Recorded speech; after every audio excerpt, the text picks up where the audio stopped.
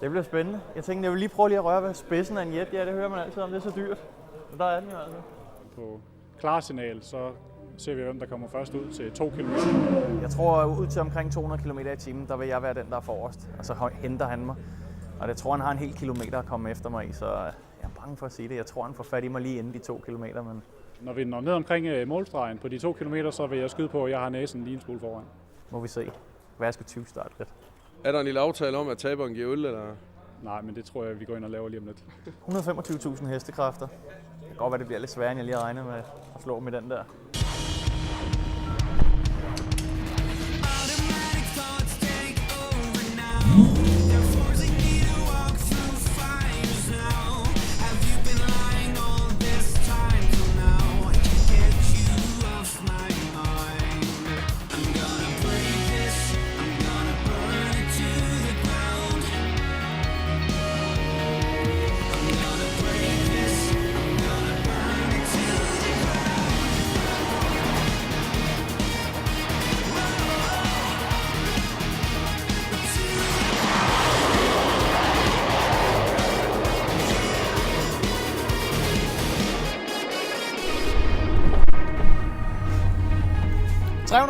Det var det hurtigste i dag.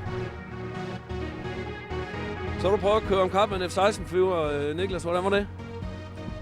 Det gik godt til at starte med, men han kom lige hurtigt nok igen. Da jeg ramte omkring 72, så kiggede jeg sådan over til venstre, der var han allerede lige ved at lette der, så tænkte jeg, nej, kom nu.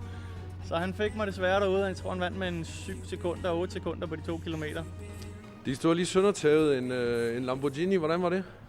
Det var tilfredsstillende, og udfaldet var faktisk, som jeg regnede med. Men han lettede også, han kunne holde den længere nede.